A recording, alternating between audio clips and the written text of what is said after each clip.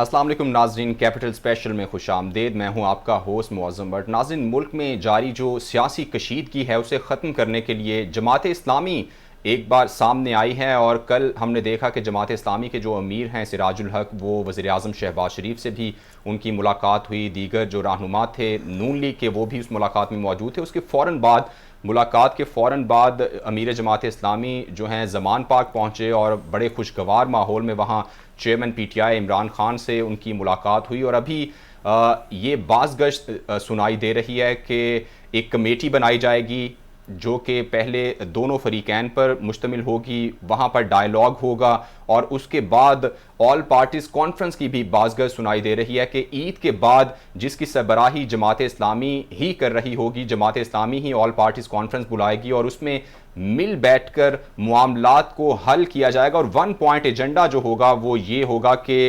इंतखाबात की तारीख का तयन कर लिया जाए, मिल बैठकर तय कर लिया जाए कि इंतखाबात आखिर होने कब हैं। चूंकि सुप्रीम कोर्ट भी बार बार ये कह चुका है कि सियासतदान मिल बैठें और आपस में फैसला कर लें तो फिर उन्हें कोई एतराज़ नहीं होगा। तो ऐसे में ये जो एक काविश नज़र आ रही है जमात इस्लामी की जानिब से, जो एक कोशिश की जा रही है, क्या ये बराबर हो पाएगी, क्या ये सूदमंद रहेगी या फिर मामला वहीं का वहीं जो है वो लटकता रहेगा या फिर मामला सुप्रीम कोर्ट ही तय करेगी, जो कि एक सूरत हाल ऐसी कशीदा हो चुकी है कि सुप्रीम कोर्ट और मुकन्नना जो हैं वो भी आमने सामने आ चुकी हैं। तो ये आज का टॉपिक भी ये होगा कि जमात इस्लामी सिराजुल हक क्या इस सारे मामले को, जो कि काफ़ी बिखर चुका है, काफ़ी बिगड़ चुका है, उसे सुलझाने में, उसे टाई अप करने में दोनों फरीकैन को क्या वो कामयाब हो पाएंगे या नहीं। मेरे साथ स्टूडियोज़ में मौजूद हैं सीनियर तजियाकार अब्दुल साहब।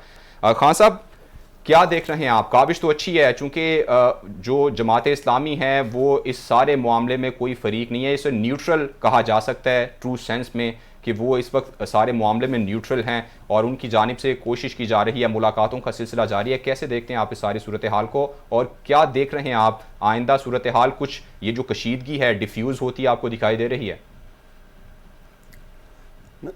माजरत के साथ बात करने के बजाय ना खांसी निकल गई। जी जी, ये जो जमात इस्लामी सिराजुल हक वगैरह, एक बात है इनमें, जमात इस्लामी में एक बात है कि ये मार्शल लगे तो अक्सर औकात देखने में आया कि मार्शल की B टीम कहा जाता है इसे, एक ज़माने में कहा जाता था।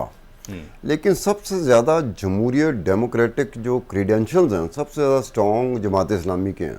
विद इन दी जमात इस्लामी जब वो अपना अमीर मुंतखब करते हैं, कोई भी ओहदेदार मुंतखब करते हैं, वो इतने जमहूरियत ऐसे लगता है कि उसके घर में पल रही है। वो अलग बात है कि किसी जगह पे जाके B टीम का उनको खिताब भी दिया जाता रहा किसी ज़माने में। तो जो डेमोक्रेटिक क्रेडेंशियल्स जमात इस्लामी में हैं वो डेमोक्रेटिक क्रेडेंशियल्स ना तो नून लीग में है और ना ही PTI में है। नून लीग में वो शरीफ लोग बैठे हुए हैं, मतलब नाम के जो शरीफ हैं, नवाज शरीफ, शहबाज शरीफ, मरियम नवाज। ये अच्छा आपने किया वजाहत कर, ठीक है। और दूसरी तरफ PTI में इमरान खान बैठे हुए हैं। ये जो प्रोसेस होता है ना, जिस प्रोसेस से आपका इंतखाब होता है, ये दोनों जमातें उससे मुबर्रा हैं। ये कहता है मैं हूँ, जमात कहती है आप हैं, फिर जो वोटर होता है वो भी कहता है आप है। आप प्रोसेस ढूंढते रहते हैं, आपको प्रोसेस नहीं मिलता। जमात इस्लामी में आपको प्रोसेस मिलेगा कि सिराजुल हक कौन है, अमीर किस तरह मुंतखब हुआ। कोई ये नहीं कह सकता कि वहाँ कोई बड़ा चौधरी, जैसे हमारे मुल्क में बड़े चौधरी आते हैं कि भट्ट साहब जो है ना वज़ीर आज़म होंगे, उसके बाद सत्तार खान साहब वज़ीर आज़म होंगे। जमात इस्लामी में वो कॉन्सेप्ट नहीं है कोई।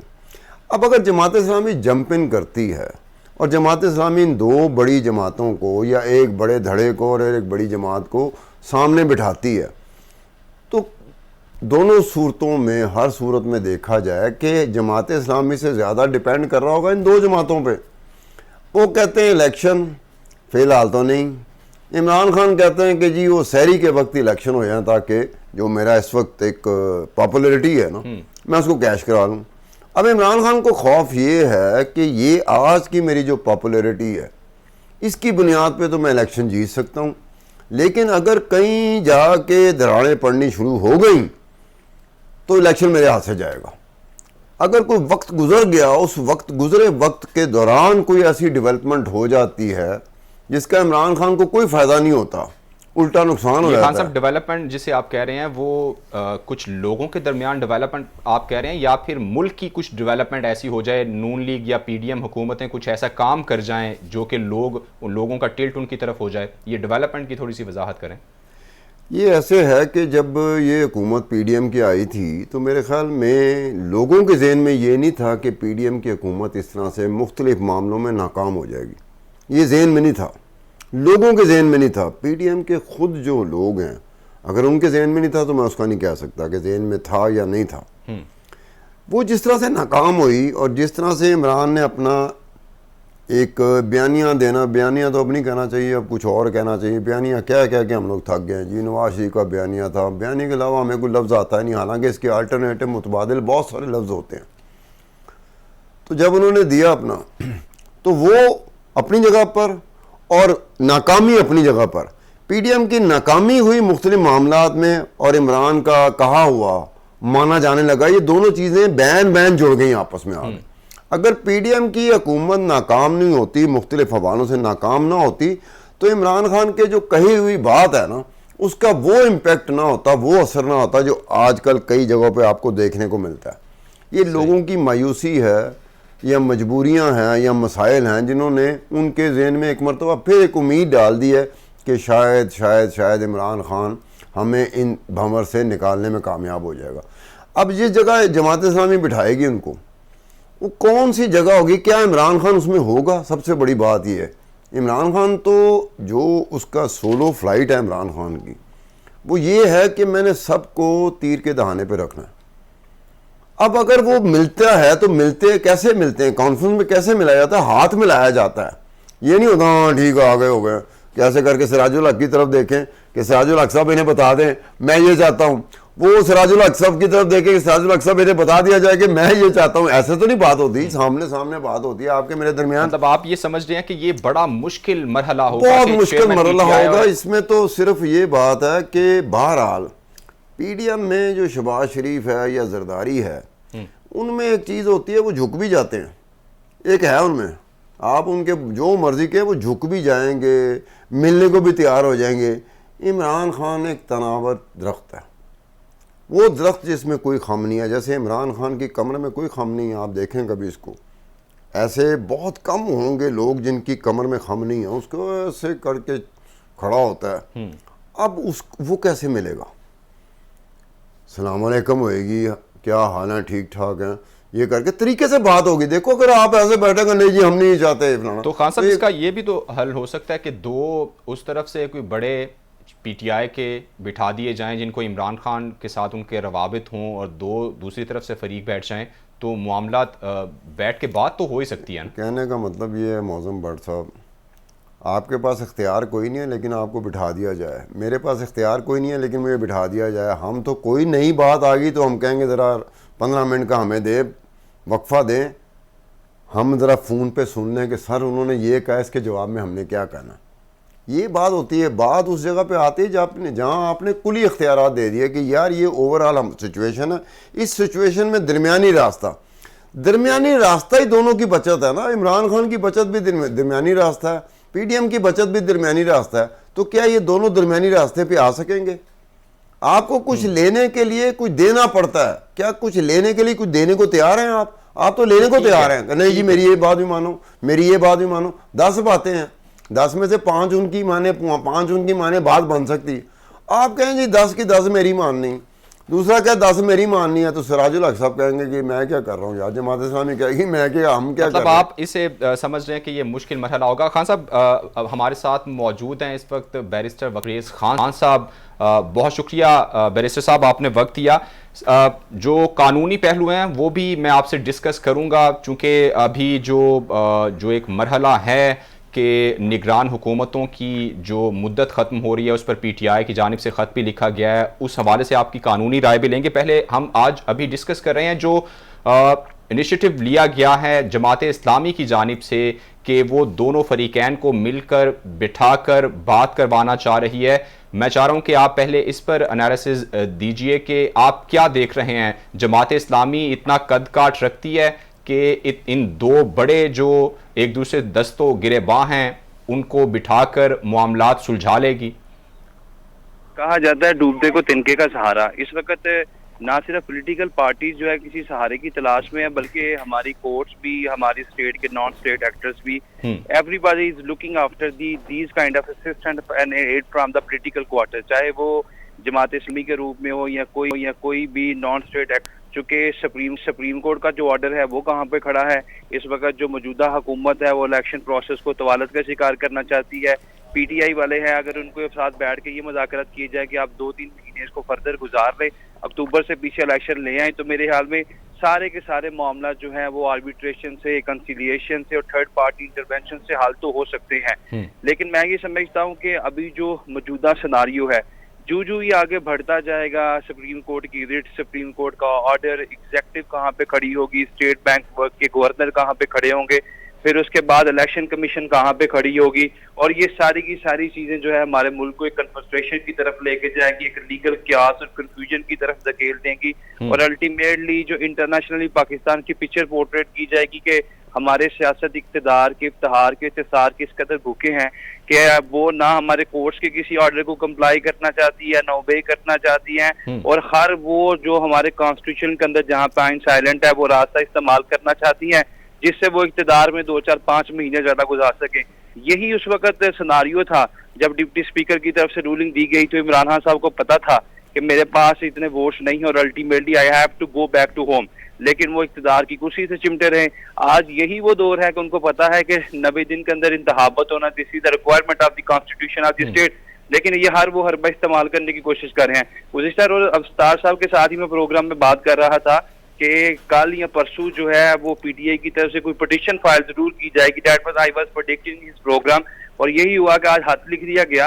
और अल्टीमेटली अब केयर टेकर सेटअप जो है, that is also burning question, the query of the day, क्या इसकी लीगैलिटी है कि कॉन्स्टिट्यूशनल इसका कोई कवर या कोई ब्लैंकेट है कि ये फर्दर जो है अपनी हुकूमत को जो है वो 2-4, 10, 15, 20 दिन के लिए मजीद प्रोलॉन्ग कर सके, ये लिंगर ऑन कर सके। I don't think so. आइन का आर्टिकल 224 और 224A को देखें तो केयर टेकर गवर्नमेंट जो है वो 19 डेज के लिए है, जहाँ पे असेंबली जो है अपनी मुद्दत से पहले डिसॉल्व हो जाए, और जब जनरल इंतखाबात तो फिर 60 दिन के लिए है। तो ऐसे में वकास साहब, ऐसे में जिस तरह आप कह रहे हैं कि वाज़ेह है कॉन्स्टिट्यूशन में, अगर चूंकि सूरत हाल तो आगे जानी ही जानी है, तो इस पर क्या सारे का सारा मामला सुप्रीम कोर्ट पे इंहिसार करेगा कि वो जो हुक्म देगी, वो जितने दिनों तक आगे बढ़ाएगी, जो हुक्म सामने आएगा वही कानून बनेगा?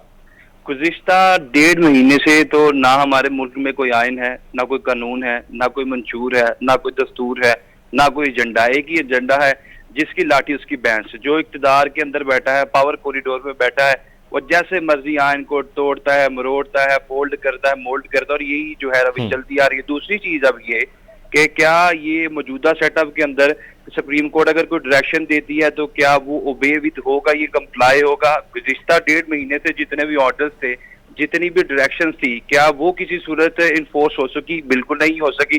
तो क्या ये मौजूदा जो ऑर्डर दिया जाएगा, जिसके बारे में आइन खामोश है, जिसके बारे में आइन साइलेंट है, जहां पे भी हम ये देखते हैं कि हमारे मुल्क का जो कानून है ये आइन साइलेंट है, लेकिन वो साइलेंस भी कोई ना कोई सेंस जरूर प्रिवेल करती है। लेकिन हमारे पॉलिटिशियंस की तरफ से जो कि बदकिस्मती से है, ये लेजिस्लेचर कहते हैं जो कानून साजी करते हैं, लेकिन इनको कानून की अलिफ बे भी नहीं आती, और जितनी भी कानून साजी हमारी पार्लियामेंट के अंदर की जाती है वो सारे सेक्रेटरी हजरात से की जाती है, वकला की असिस्टेंस से की जाती है। It's very unfortunate in our political regime and political quarter के लोग जो है कानून की एबीसी भी नहीं समझते, और अल्टीमेटली जब हमारी कोर्ट्स की इस तरह के ऑर्डर्स आते हैं तो फिर हर उस मशवरे पे अमल करते हैं, चाहे वो ठीक है चाहे गलत है, जिससे वो अपने अच्छा, आप ये बताइएगा कि इस तरह के मामले में, चूंकि मामला तो जाना ही जाना है, अल्टीमेटली सुप्रीम कोर्ट में ये इसकी हेयरिंग होगी, तो इस तरह के मामले में कोर्ट क्या डिसीजन दे सकती है अकॉर्डिंग टू कॉन्स्टिट्यूशन? जो सूरत हाल जिस एक बंद गली में हम फंस चुके हैं, क्या ऐसा हो सकता है कि ये कह दिया जाए कि ये हुकूमत अब गैर कानूनी चलेगी आगे? चूंकि या फिर अगर ये कह दिया जाता है तो फिर सूबे कौन चलाएगा फिर? देखिए मौजूम साहब, सबसे पहला क्वेश्चन तो ये है कि पहले सुप्रीम कोर्ट के क्या ऑर्डर इन्फोर्स हो गए। दूसरा क्वेश्चन ये है कि क्या सुप्रीम कोर्ट जब कोई बेंच इस पे बनाएगी तो क्या वो बेंच जो है जस्टिस काजी फायज ईसा के लिए या दूसरे लोगों के एडमिसिबल होगा? तीसरी बात ये है कि अगर ये केस लेके पीटीआई वहां पे जाती है तो केस के जो मेरिट्स हैं, क्या केस को इंटरटेन करने से पहले मुझे जो बज़ाहिर लगता है कि जो सुप्रीम कोर्ट के रजिस्ट्रार की या सुप्रीम कोर्ट की पूरी बॉडी की इस वक्त क्रेडिबिलिटी बन चुकी है, शायद 2 बेंच बन जाए इसके ऊपर। तो ये एक तो पहले हमारे मामलात इतने ज्यादा कंट्रोवर्शियल हो चुके हैं, अगर इसे इन द लीगल सेंस देखा जाए, in the light of the constitution of the state देखा जाए, तो फिर सुप्रीम कोर्ट यही ऑर्डर देगी कि ये जो केयर टेकर सेटअप है ये अपनी आईनी मुद्दत खत्म कर चुका है, और इस सूरत में एक नया केयर टेकर सेटअप जो है वो आना चाहिए। वो नया केयर टेकर सेटअप जो होगा वो आगे 14 मई के हवाले से इंतखाबात के लिए इंतजाम इंतजाम करेगा। अच्छा वकास, ऐसा मुमकिन नहीं है कि चूंकि अदालत खुद ही ये जो 90 दिन की एक बाउंड्री है जो आइन में दर्ज है, खुद ही उसे 14 मई तक लेके गई है, तो एटलीस्ट 14 मई तक तो अदालत इस जो है केयर टेकर गवर्नमेंट को एक्सटेंड कर सकती है। देखिए, आइन के अंदर आर्टिकल 254 भी मौजूद है। अदालत चाहे तो ऐसे एक्शंस को वैलिडेट कर सकती है जिसमें वक्त जो कि कॉन्स्टिट्यूशन लिमिट से कोई भी चीज आप तजावुज कर जाए, तो आर्टिकल 254 को सामने रखते हुए अदालत वो तमाम ऑर्डर्स को और एक्शंस को वैलिडेट कर सकती है, लीगलाइज कर सकती है। लेकिन फिर वही बात है कि इस मामले में भी अदालत को एक तशरीह की तरफ जाना पड़ेगा, क्योंकि जहां पे आइन ने एक लिमिट डिफाइन कर दी, उसके आगे जाके अगर अदालत कोई एक्शन लेती है, जिस तरह 63(1)(a) के हवाले से ऑर्डर दिया गया, अभी तक हमारी पार्लिमान, हमारे पार्लियामेंटेरियन उसी चीज पे अदालत की पगड़ियों के शिमलों को दागदार करते हुए नजर आते हैं कि अदालत के पास तो इख्तियार ही नहीं था, इनके अंदर तो रिटर्न चीज मौजूद थी। तो 90 दिन की मुद्दत मौजूद है। अगर अदालतें इससे बाहर जाएंगी तो अल्टीमेटली एक गिरोह सियासतदानों का ये मुफाद परस्त टोला ये जरूर बात करेगा कि अदालतों के पास ये तशरीह का इख्तियार ही मौजूद नहीं था, और इस दफा जो आवाज उठाई जाएगी शायद वो पीटीए की तरफ से उठाई जाए। ठीक है वकास साहब, हमारे साथ ही मौजूद रहिए। सत्तार खान साहब, आपकी तरफ आऊँगा। एक तरफ हम देख रहे हैं कि निगोशिएशंस तो शुरू हुई हैं जमात इस्लामी के ज़रिए भले कह लें, दूसरी तरफ पीटीआई जो है वो दबाव बढ़ाने के लिए ये ख़त लिख रही है कि निगरान हुकूमतें चूँकि उनकी आइनी मुद्दत 90 दिन के लिए होती है, तो वो अपनी आइनी मुद्दत जो हैं वो पूरी करने वाली हैं, तो ऐसे में वो गैर आइनी हुकूमतें हो जाएंगी। तो ऐसा लग रहा है कि वो दबाव इतना बढ़ाना चाह रहे हैं कि साथ साथ हम बात भी करते चलें, टेबल टॉक भी होती रहे, लेकिन कानूनी जो आइनी पहलू हैं उस पर भी हमारा हाथ जो है वो ऊपर ही रहे, ताकि हम अपनी बात मनवा सकें टेबल पे। देखिए, अगर ऑल पार्टीज़ कॉन्फ्रेंस जो जमात इस्लामी की तरफ से है, अगर उसका कुछ नतीजा निकलता है तो उसका मतलब हुआ कि सुप्रीम कोर्ट फारग है, क्योंकि सुप्रीम कोर्ट के फैसले एग्जीक्यूटिव खान साहब, सुप्रीम कोर्ट तो खुद ही कह रही है ना कि मिल बैठ के बात कर लें आप। नहीं, वो कब से कह रही है, उनको बहुत पहले इस पे आ जाना चाहिए था और ये कह देना चाहिए था कि जनाब आप अपने सियासी मामला जो है ना सियासी मैदान में हल करें। आप हमारी अदालतों का दरवाज़ा क्यों खटखटाते हैं? आप हमारी अदालतों का दरवाज़ा खटखटाते हैं, यहाँ आते हैं, उसके बाद हम कंट्रोवर्शियल हो जाते हैं। ये उससे पहले ये चीज़ चल रही थी, आज से मैं कुछ महीने पहले की बात कर रहा हूँ, कि जजेस के दरमियान ये चीज़ आपस में जो बात हुई थी उसमें ये बात आई थी कि हमें अवॉइड करना चाहिए, ये पॉलिटिशियन जिस तरह इनकी हालत हुई है ये हमें भी कर जाएंगे। लेकिन खान साहब, सवाल ये है कि आइन की कस्टोडियन होती है अदालत, जहां कहीं भी आइनी कोई जो है मामला खराब किया जाएगा, आइन को तोड़ने की बात होगी या आइन के मामला को तो ऐसे में अल्टीमेटली अदालत ने मरोड़ना। अब आप दोनों तरफ से अगर वकला बरादरी दोनों तरफ से आ जाए, आप उनका मुनाजरा करा दें टीवी के ऊपर, उनके पास भी दलाइल होंगे, दूसरी पट्टी के पास भी दलाइल होंगे। ये दोनों दलाइल देखें ना, एक केस अदालत में लगता है, हम हैं ले मैन, हमें ना ए की तरफ से का पता है कि इनके केस में क्या ये प्लीड करेंगे, ना बी का पता होता है कि इन्होंने केस को कैसे प्लीड करना है। जब दोनों तरफ से दलाइल आते हैं, दोनों तरफ से आर्गूमेंट आते हैं, दोनों तरफ से शवाहिद आते हैं, सर्कमस्टेंशियल एविडेंस इमर्ज होते हैं, उसके बाद जाके ना हमारा ज़हन बनता है कि ये बात किस तरफ ज़्यादा जाएगी या किस तरफ बात को ज़्यादा जाना चाहिए। ये बारीक है जो आप कहते हैं ना कि आइन और कानून, सबसे बड़ी बात है कि जब बात एक जगह पर हो रही होती है आइन और कानून के बारे से, खुद उनको आइन कानून का नहीं पता होता, फिर वो जिनको नहीं पता होता उनकी बातों को लेके एक आम बंदा चल पड़ता है, वो उसकी तशरीह आइन की कानून की उसी तरह से कर रहा होता है जिस तरह से उनकी लीडरशिप कर रही होती है। वो कानून की बारीकियों को, सर ये एक बात ध्यान में रख लें, वो कानून की बारीकियां पेचीदगियां उस तरह से नहीं जानते जिस तरह कानून समझने वाला जानता है। वो तो कहता है कि मेरे लीडर ने ही कह दिया। खान साहब, इसी पे मेरा यही आर्गुमेंट आपसे होगा कि ये तो कहा जा सकता है कि अदालत अगर इस मामले को सुलझाना चाहती थी, वो फुल कोर्ट बना देती तो शायद मामला ऐसा ना उलझता। लेकिन ये कहना कि सुप्रीम कोर्ट को ऐसे मामलात में नहीं आना चाहिए जहां पर आईनी मामला। फुल बेंच की बात कर रहे हैं, फुल कोर्ट की बात कर रहे हैं, वो उनके दरमियान पड़ा ही यही है। उनके दरमियान जो मामला सामने आया वो इसी वजह से आया कि जो बेंच है जिसमें दो बंदे तीन बंदे, यही हुआ ना कि अदालत के अंदर जो फड्डा है वो असल मसला है। बात तो वही आ गई, मैं अदालत के अंदर जज हूं, ठीक है, मैं सीनियर मोस्ट जज हूं, और भाई मेरा टिल्ट जहां की तरफ मर्जी चाहे, लेकिन मैंने सुप्रीम कोर्ट में तो दरारें डाल दी ना। एक तरफ एक बेंच बैठा हुआ जो मुझे समझाने की कोशिश कर रहा है कि वो ठीक है, उसी बेंच में उसी सुप्रीम कोर्ट में दूसरी तरफ दूसरे जजेस बैठे हुए हैं, वो कह रहे हैं हम ठीक हैं। तो मेरे जैसे बंदे की क्या हालत होगी मुझे बताओ सही, मैं किस तरह करूंगा। मुझे वाज़ेह जो फर्क नजर आ रहा है ना, जो सामने सामने नजर आ रहा है कि चीफ जस्टिस हो उसके साथी हो वो पीटीआई की जुबान बोल रहे हैं, और जो दूसरे जजेस हैं वो नून लीग की जुबान बोल रहे हैं या पीडीएम की जुबान बोल रहे हैं। अब इस यहां से ये क्लियर हो जाता है कि यार ये लाइन टो कर रहे हैं, ये उसमें कानून क्या कह रहा है, आइन क्या कह रहा है, वो दबना शुरू हो जाता है। क्योंकि अगर मैं कहता हूं मिसाल के तौर पर बहुत सारी चीजें ऐसी होती हैं कि ये चीज़ इतने दिनों में हो जानी चाहिए, मैं भी कहता हूँ कानून और आइन कहता है, लेकिन बीच में ये चीज़ होती है कि ये इतने दिनों में होनी चाहिए, लेकिन ये इतने दिनों में नहीं होती, तो उसकी ये वजूहात हो सकती हैं जिसकी वजह से इतने दिनों में ना हो। अब ये बारीकियां आगे और मजीद बारीकियों में डलना शुरू हो जाती हैं। ठीक है, तो एक बात समझ नहीं आती मजीद बारीकियां मुझे कैसे समझ आएंगी। वकास भी हमारे साथ ही मौजूद हैं, इसको मजीद हम डिस्कस करेंगे। ब्रेक का कहा जा रहा है, गुफ्तगू का सिलसिला जारी रहेगा, स्टे विद अस। ब्रेक के बाद खुश आमदीद नाज़रीन, गुफ्तगू हम आगे बढ़ाते हैं और वकास आपकी तरफ मैं आना चाहूँगा और आपसे मेरा सवाल ये होगा कि चूँकि मामला जो है वो काफ़ी गंभीर हो चुका है, जो सियासी कशीदगी है वो काफ़ी बढ़ चुकी है। अगर हम इंटरनेशनली देखें तो अगर ईरान और सऊदी अरब का मसला पैदा होता है जो कि पिछले 15 सदियों से चल रहा है एक तरह से, उसको हल करने के लिए चाइना जो कि ऑलमोस्ट एक डेकेड के अंदर वो नेक्स्ट सुपर पावर बनने वाली है, वो सामने आता है तो वो मामलात सुलझा लेता है। अगर कोई भारत या चाइना का मसला पैदा होता है तो अमेरिका इंटरवीन करता है, तो मामलात इस तरह सुलझाए जाते हैं। ऐसी सूरत में जहां दो बड़े फरीक आमने सामने हैं, आप जो है इसकी जमात इस्लामी की हैसियत कितनी देखते हैं कि वो क्या इस मामले को हल कर पाएगी?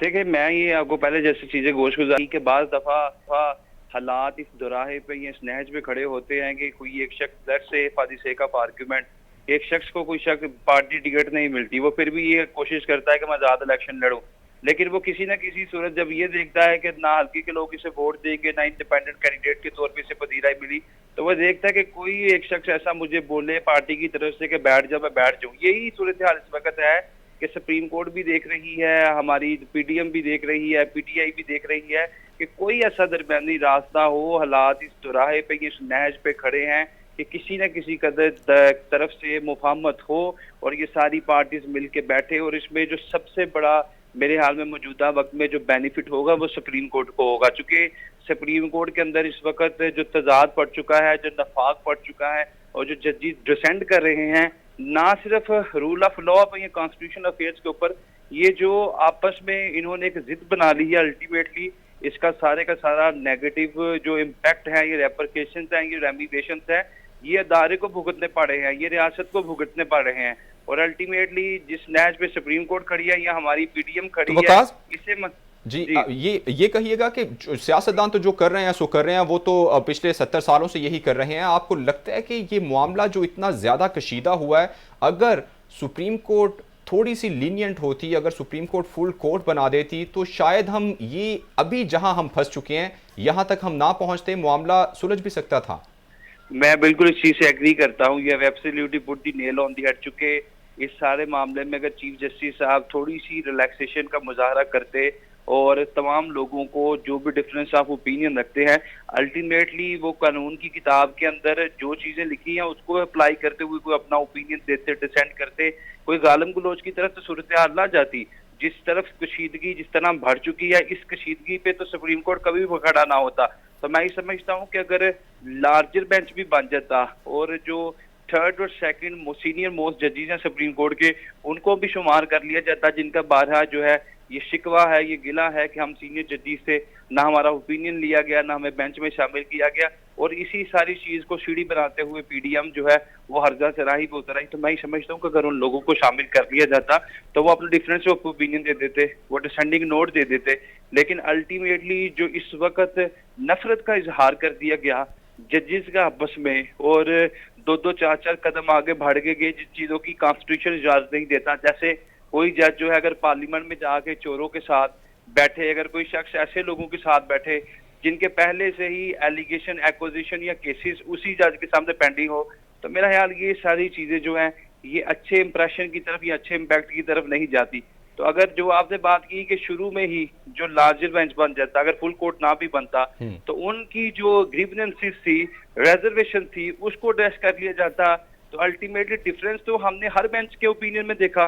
तो अभी विकास जो ये सूरत हाल बन गई है कि जैसे ही बेंच कोई भी केस हो तश्कील दिया जाता है तो फौरी तौर पे आपको पता चल जाता है कि फैसला कौन सा आने वाला है। ये कैसी सूरत हाल पैदा हो गई है? मुल्क की सबसे बड़ी अदालत है और इतना ज़्यादा चीज़ें मतलब खुल के सामने आना कि आप बेंच की तश्कील को देखते ही आप ये फैसला कर लें कि फैसला ये आने वाला है।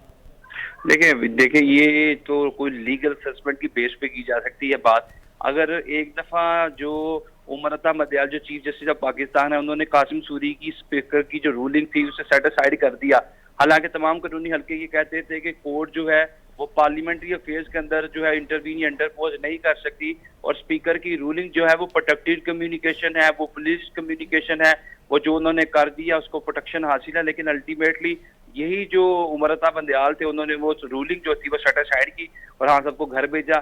फिर वही बेंच अगर बने, वही चीफ जस्टिस केस की सुनवाई करे, इंप्रेशन तो ये जाना चाहिए था कि वो पीडीएम को फायदा करते हैं, लेकिन वो पीडीएम को फायदा नहीं करते। उन्होंने पहले भी कानून और आइन के मुताबिक फैसला दिया, आज भी कानून और आइन के मुताबिक फैसला दिया। कल वो पीटीआई के लिए मंजूर था, आज वो जो है पीडीएम के लिए ना। तो आप ये कह रहे हैं कि ये सियासतदानों ने एक नई इख्तिरा निकाली है कि जब उनके खिलाफ फैसला आ जाता है तो वो कहते हैं कि ये जजेस, ये इस तरह के जजेस हैं, जब उनके हक में आ जाता है तो वो उस पर जो है उनके हक में नारे मारने शुरू कर देते हैं। बिल्कुल इसी तरह जी। देखिए जानबूझ के अपने केसेस को अदालतों में लेके जाना, वो तमाम चीजें जो पार्लियामान के अंदर डिसाइड की जा सकती हैं, डिटरमिन की जा सकती हैं। आइन जब आपको एक पार्लियामेंट के अंदर प्रिविलेज देता है, प्रेस्टीज देता है, प्रोटेक्शन देता है, और आपने तमाम अवेयर को आप पार्लियामेंट के फ्लोर पे खड़े होकर डिसाइड कर सकते हैं, मुल्क की तकदीर के फैसले कर सकते हैं, तो क्या आप आपस के बाहमी इख्तिलाफात को तो आप इसको पार्लियामेंट के अंदर हल नहीं कर सकते? जब नहीं करेंगे तो कोर्ट्स इस पर इंटरवीन करेंगी, कोर्ट्स इंटरवीन करेंगी, तो फैसला जिसके खिलाफ आएगा वो अदालत के कंधों पे खड़ी होकर जरूर पॉलिटिकल स्कोरिंग करेंगी। कल नवाज शरीफ ने भी ये किया था, फैसला कैसा था कैसा नहीं था, लेकिन मुझे क्यों निकाला, फिर जब हां साहब को निकाला गया तो मुझे क्यों निकाला। तो अल्टीमेटली खुद आप आइन की वायलेशन करते हैं। जब कोर्ट्स आइन और कानून के मुताबिक फैसले दें तो मेरे ख्याल में फिर वो तो कबूल करने चाहिए। सुकरात की मिसाल हमारे सामने है, उसने जहर का प्याला पिया था, इसलिए पिया था कि उसने कहा था कि मैं रियासत की रिट को मानता हूँ और जो सोशल कॉन्ट्रैक्ट है मुझ में बाइंडिंग है वो तमाम कवानी, चाहे वो फैसला गलत हो चाहे वो फैसला दुरुस्त हो। सही है, ठीक है विकास, मेरे साथ ही मौजूद रहिएगा। सत्तार खान साहब, ये बताएं कि जिस तरह आपको ऐसा नहीं लग रहा कि जमात इस्लामी कोई बड़ी पेशरफ्त कर सकेगी इस मामलात में और कोई कामयाबी हासिल कर सकेगी, अगर वो भी नाकाम रहती है उसके बाद क्या होगा? उसके बाद आप क्या देख रहे हैं? सुप्रीम कोर्ट के साथ जो मुकन्नना ने, जो पार्लियामेंट ने एक सींग फंसाए हुए हैं, इलेक्शंस तो बहरहाल करवाने हैं मुल्क में, तो फिर कैसे चलेगा? मतलब ये तो बनाना रिपब्लिक तो हम हैं नहीं कि जिस तरह मर्जी जिसका पास लाठी हो उसकी भैंस वो हाँकता रहे जिस तरह मर्जी उसे।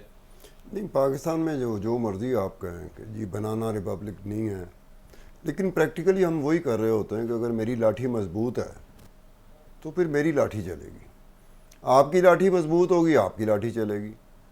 ये यहाँ पर कोई मेरिट के ऊपर बात जाके करना, इस मुल्क में अगर कोई मेरिट के ऊपर कहता है ना कि मेरिट पे होनी चाहिए बात, और फिर वो जो बात करता है तो मुझे मेरी हंसी निकल जाती है कि हमारा मेरिट के साथ कोई ताल्लुक़ नहीं है, इन सियासी जमातों का मेरिट के साथ कोई ताल्लुक़ नहीं है, हमारा मेरिट के साथ कोई ताल्लुक़ नहीं है। हम अपना इंटरेस्ट देखते हैं कि जहाँ पे हमारा इंटरेस्ट आ जाए ना तो मेरिट हम बिल्कुल भूल जाते हैं, चाहे वो सियासी जमातें हों या हम हों या सियासी जमातों के फॉलोअर हों। जो सियासी जमातों के फॉलोअर हैं क्या मेरिट पे बात करते हैं? वो तो अपनी पसंद पे बात कर रहे होते हैं। मेरिट तो एक तरफ हो जाता है। अब ये जमात इस्लामी ने जो अटैम्प्ट कर रही है, अब दो जगहों पे लोग बैठे हैं, दो मुख्तलिफ ग्रुप बैठे हैं, एक तरफ पीडीएम है और एक तरफ पीटीआई है। अब पीडीएम का अपने जो फॉलोअर्स हैं उन पे कितना इन्फ्लुएंस है, वो उनको फॉलोअर्स तो हैं उनके चाहने वाले हैं, उनको वोट देते हैं। लेकिन उसमें और इमरान खान में फ़र्क क्या है कि इमरान खान का अपने फॉलोअर्स पे क्या इम्पैक्ट है।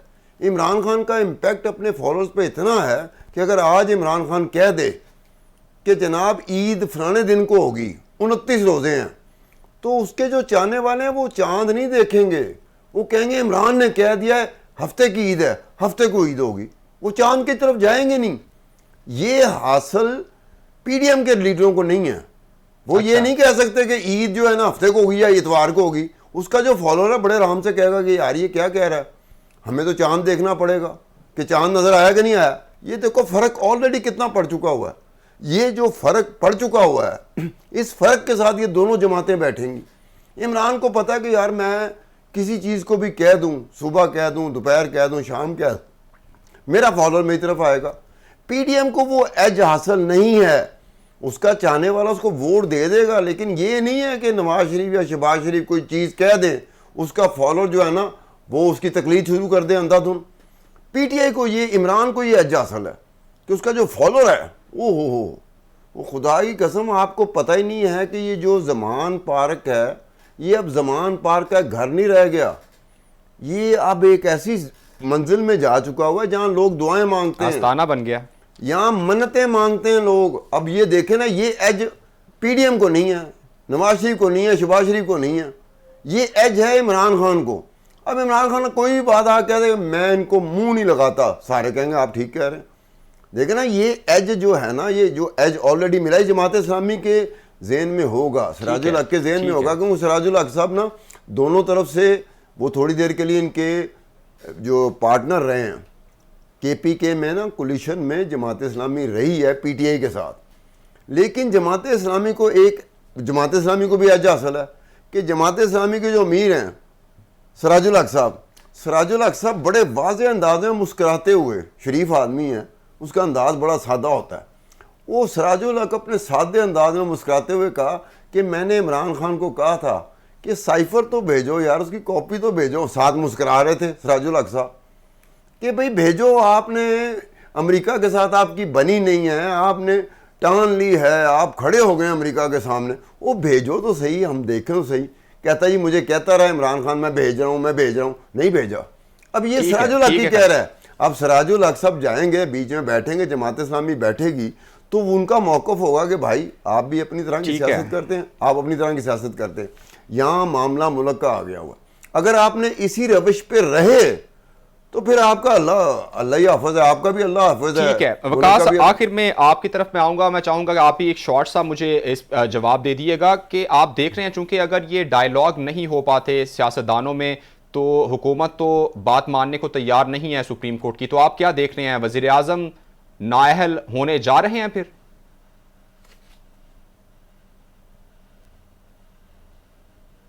जी वकास, आप सुन पा रहे हैं?